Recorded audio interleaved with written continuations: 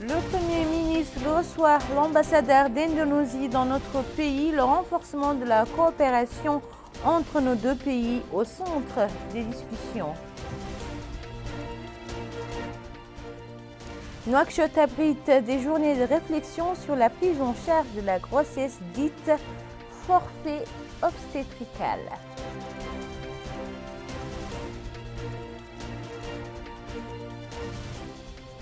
Démarrage à Nouadhibou des travaux d'un atelier d'évaluation de la stratégie nationale de la gestion responsable pour un développement durable du secteur de la pêche.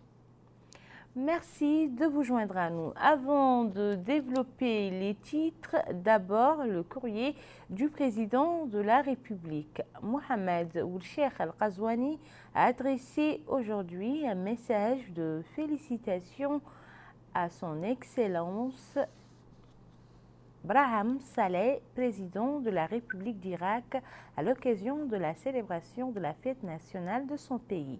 Dans ce message, le chef de l'État réitère la volonté de notre pays de continuer d'œuvrer pour le renforcement des relations de coopération existant entre nos deux pays dans l'intérêt de nos deux peuples frères. Le président de la République, Mohamed Ould Cheikh Al Ghazouani, a adressé un message similaire à Frank-Walter Steinmeier, président de la République fédérale d'Allemagne, à l'occasion de la célébration de la fête nationale de son pays. Message auquel il a réitéré notre volonté de continuer d'œuvrer pour le renforcement et le développement des relations de coopération existant entre nos deux pays. Le Premier ministre Ismaël Ould Cheikh Sidi a reçu aujourd'hui en audience son Excellence Hasroul Azouar, ambassadeur de la République d'Indonésie en Mauritanie. La rencontre a porté sur les relations de coopération existant entre la Mauritanie et l'Indonésie et les moyens susceptibles de les développer. L'audience s'est déroulée en présence de Fatimatu Mentidahi, directrice de cabinet du Premier ministre.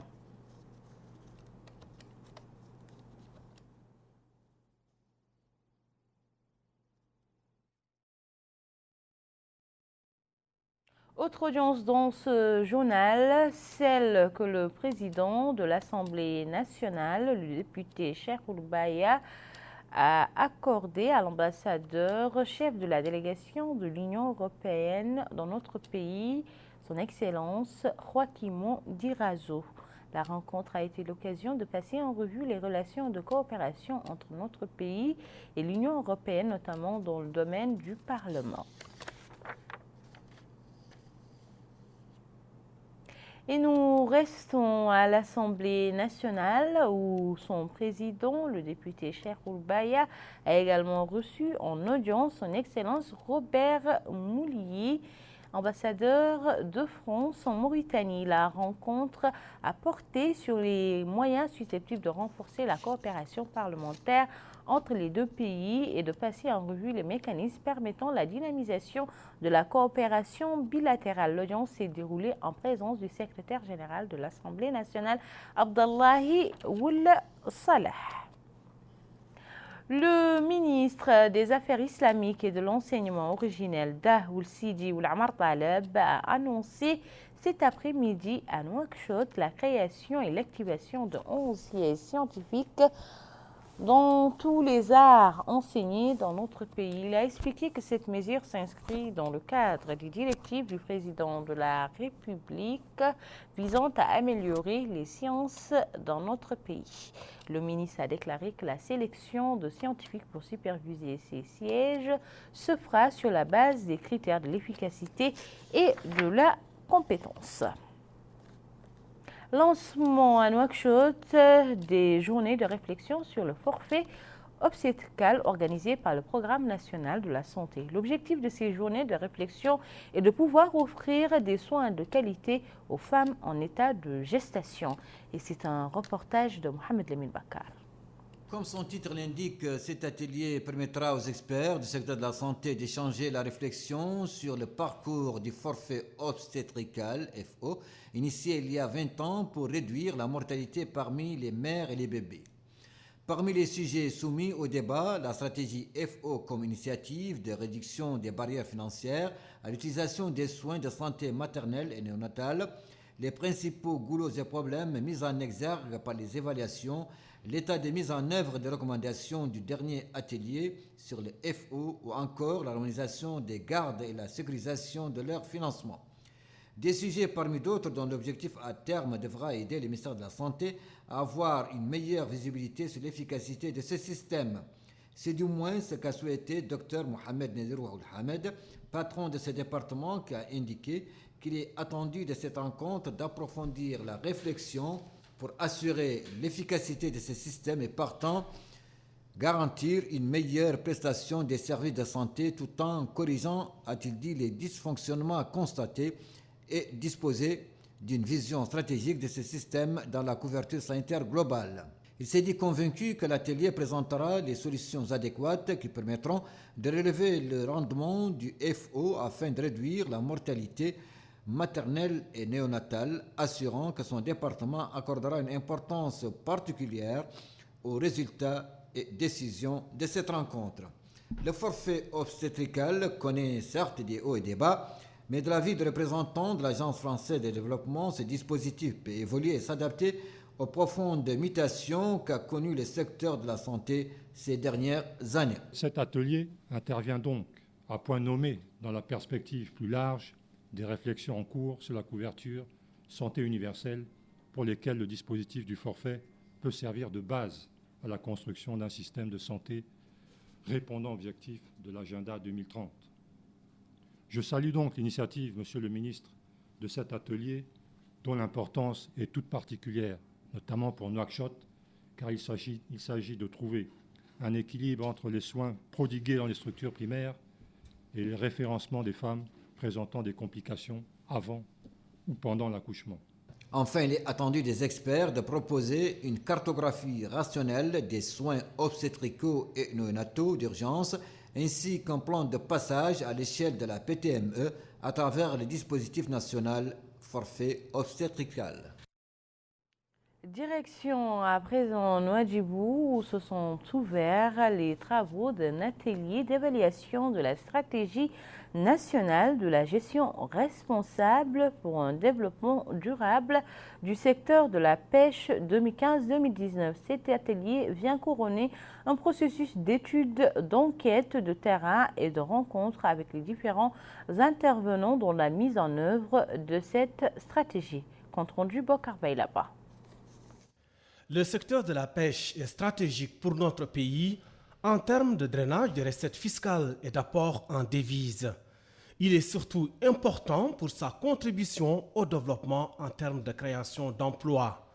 Ainsi, cette rencontre de récession permet aux pouvoirs publics et opérateurs économiques d'évaluer l'évolution de la stratégie nationale de pêche, donc d'avoir une nouvelle vision dans le domaine d'exploitation des ressources halieutiques avec responsabilité et efficacité.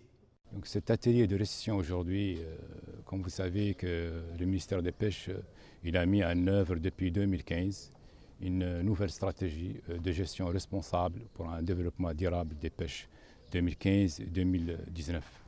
Et vers la fin de cette stratégie, le ministère a commandité justement une évaluation internationale de cette stratégie qui a été menée par un consortium d'experts internationaux et nationaux. C'est pour cela que cet atelier de récession va être l'occasion justement de discuter l'ensemble des réalisations qui ont été effectuées durant ces 4 années. Et ça va nous permettre aussi d'élaborer les contours de la nouvelle stratégie que le ministère est en train de préparer pour la période 2020-2025, qui va être une actualisation de la stratégie précédente, mais aussi on va essayer de la cadrer avec le programme de son Excellence, Monsieur le Président de la République, dans ses engagements, Monsieur Mohamed Cheikh Ghazouani.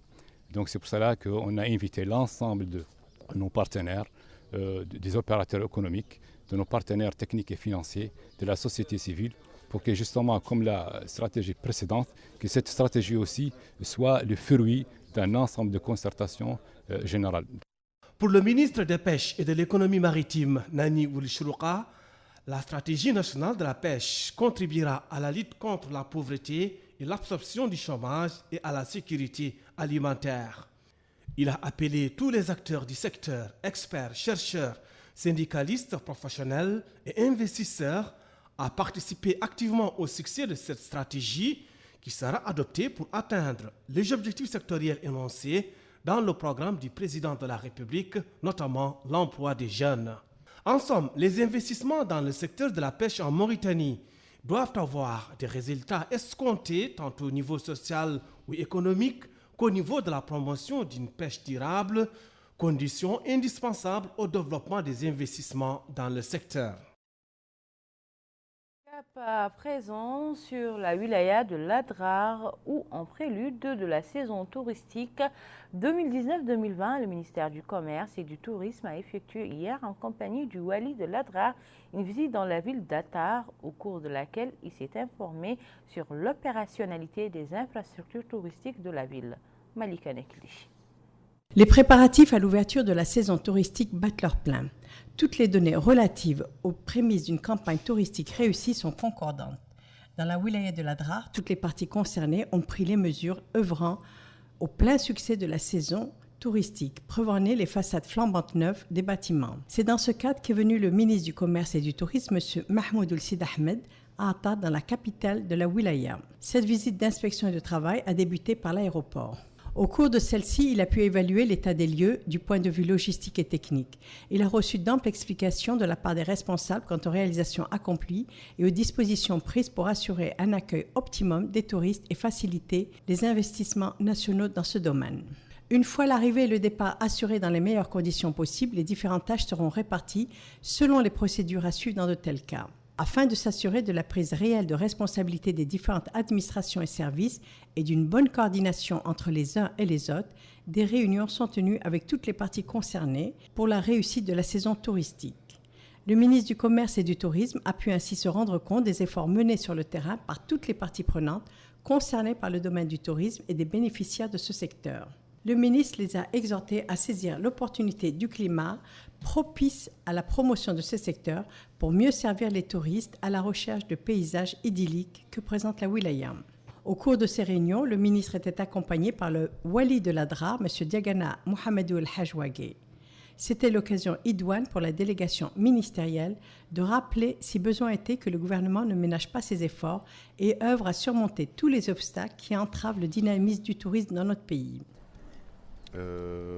Donc c'est dans le cadre de la préparation de la saison touristique 2019-2020 que j'ai effectué une visite au niveau des structures d'accueil au niveau de la ville d'Attar, notamment l'aéroport qui a connu des travaux de réhabilitation à l'occasion du lancement de la saison.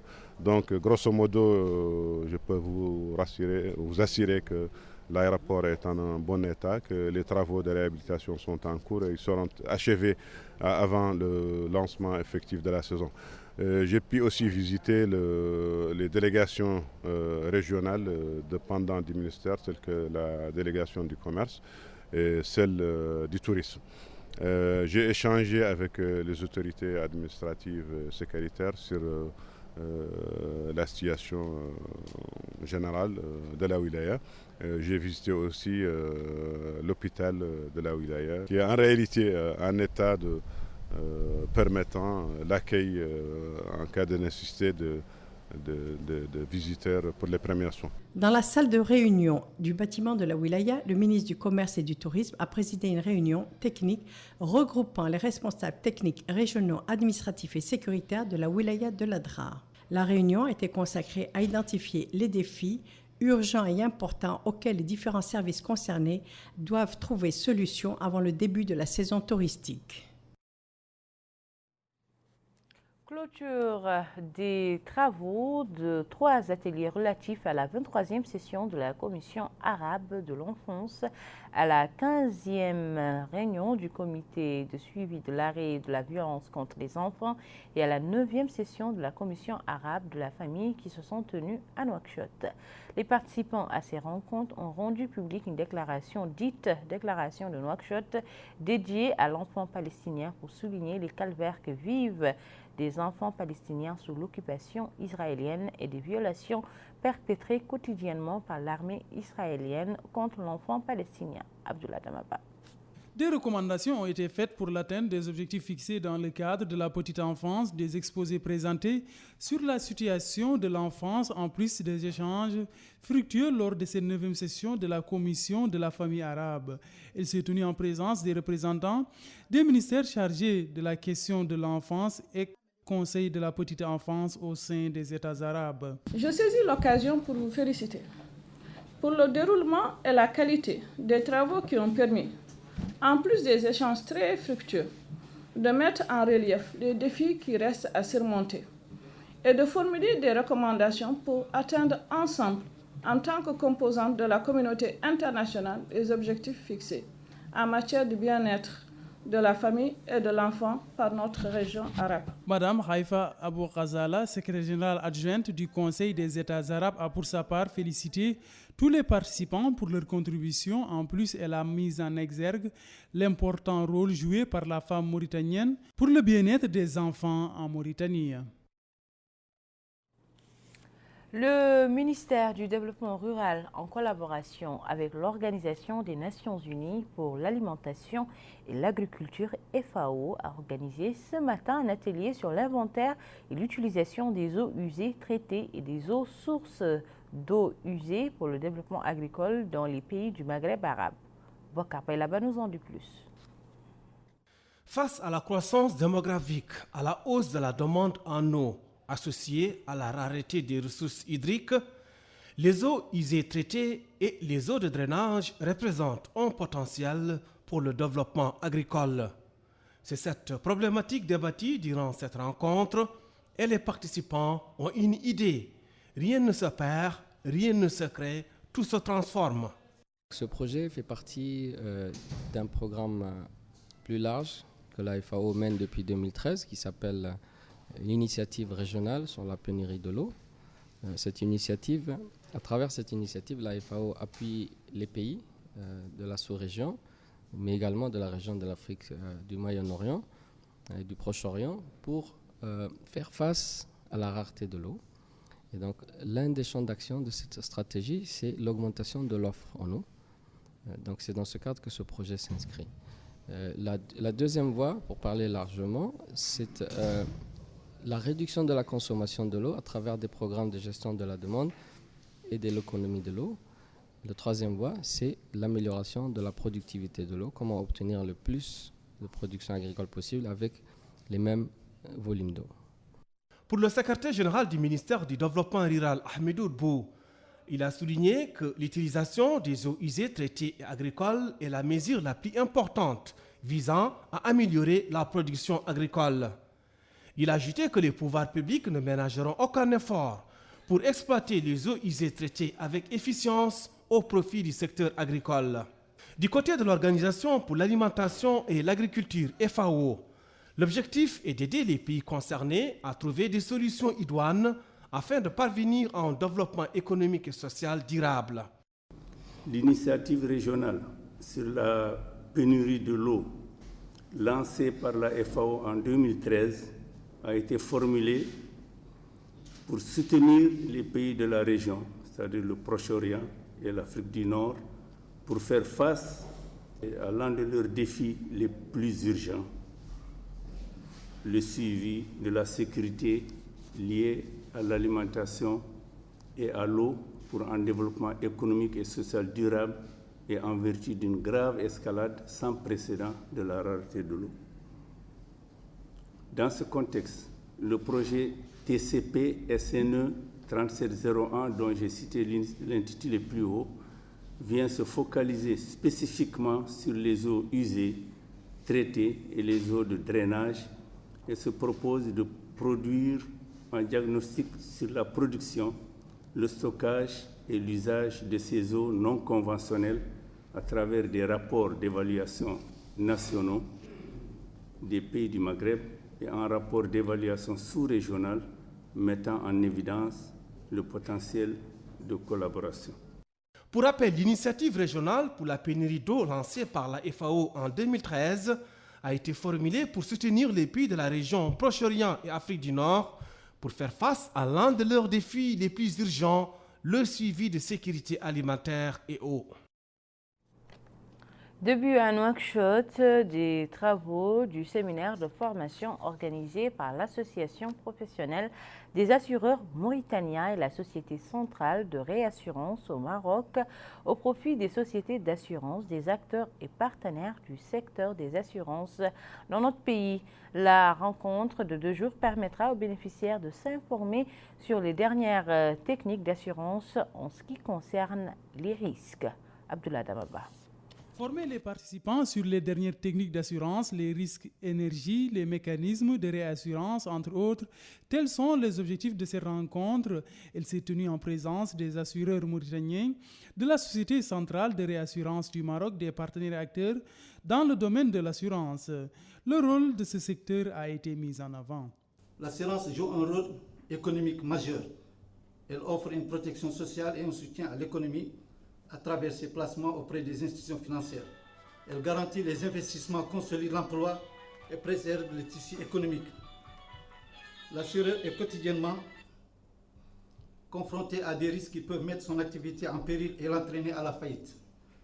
Pour garantir les risques auxquels il s'est engagé, l'assureur fait appel à des partenaires et principalement aux réassureurs. La thématique qui a été choisie pour ce séminaire, les risques énergie, a été choisie minutieusement pour répondre aux nécessités induites par le développement récent du secteur gazier.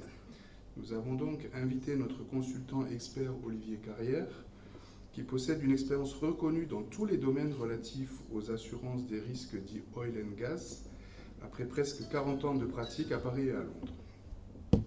Nous espérons qu'il vous apportera des réponses aux questions qui se posent, tant sur l'aspect technique de l'extraction et de la transformation des produits pétroliers, mais aussi des mécanismes particuliers de leur assurance et réassurance. Rappelons que cet atelier s'étale sur 2 jours. Le principal centre de santé de la Moukata de Darnaïm a abrité aujourd'hui une journée porte ouverte organisée par l'ONG pour le développement social au profit des femmes enceintes, des moustiquaires et des kits d'hygiène ont été distribués à des centaines de femmes à cette occasion.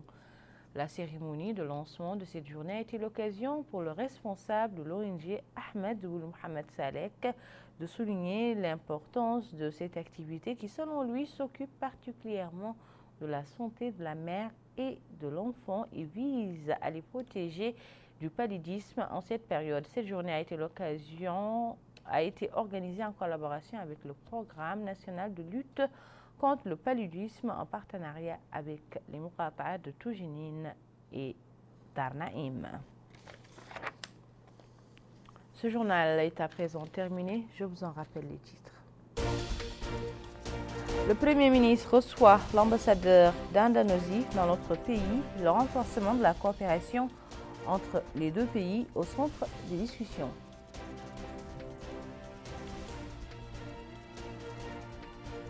Nouakchott abrite les journées de réflexion sur la prise en charge de la grossesse dite forfait obstétrical.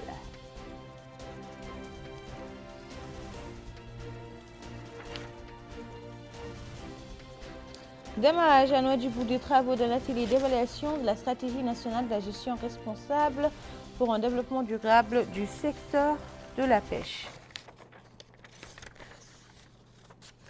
Où que vous soyez, c'était un réel plaisir pour moi de partager avec vous ces moments d'information. Demain soir, vous retrouverez Cherna Chersad. Quant à moi, je vous donne rendez-vous dimanche, Inch'Allah. D'ici là, portez-vous bien.